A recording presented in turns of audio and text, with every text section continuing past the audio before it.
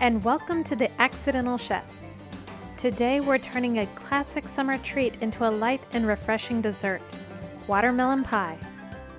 It may sound a bit strange, but trust me, you're going to love it. This recipe calls for only 4 ingredients and a mixer. You can still make this dish if you don't have a mixer, but it makes life easier if you have one. First, you need a 3-ounce package of strawberry jello. I know you're thinking, wait, I thought this was a watermelon pie. Well, watermelon jello is actually hard to find, and I discovered that the strawberry jello goes much better in the recipe. Also, when was the last time you had anything watermelon flavored that actually tasted like watermelon?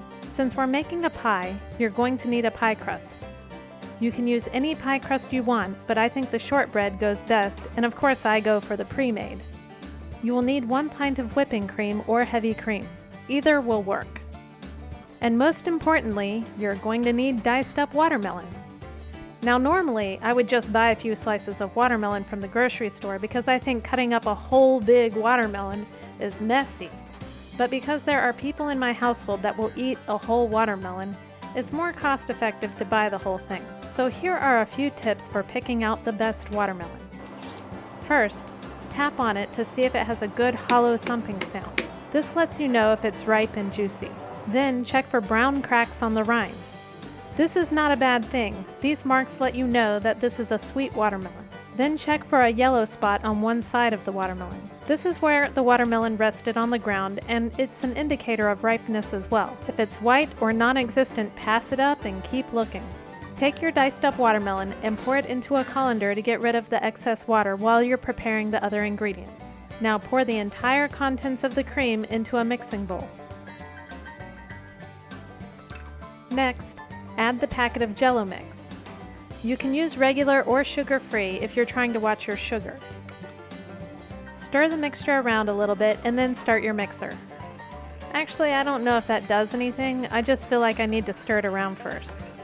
Anyway, this is going to take a little while, so let me tell you the workaround if you don't have a mixer.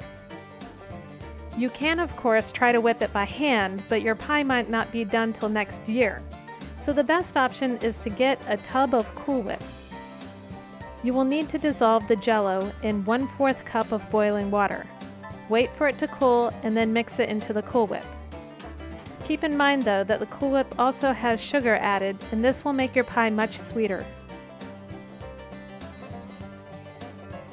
So, as you could see, I sped up the video. It took about 7 minutes to get the cream whipped to the right consistency.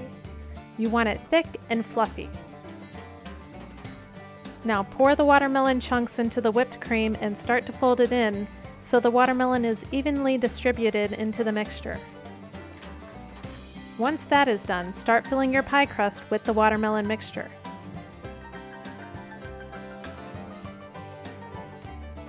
Spread it around, getting it into all the corners. Pie are square? Let's try that again. Spread the filling around, getting it into all the edges. Now smooth it off with a spatula. You're going to need to put the pie in the refrigerator to set. You can cover it with tinfoil, but you'll probably mess up the top of your pie. I use a large plastic bowl turned upside down as my pie cover.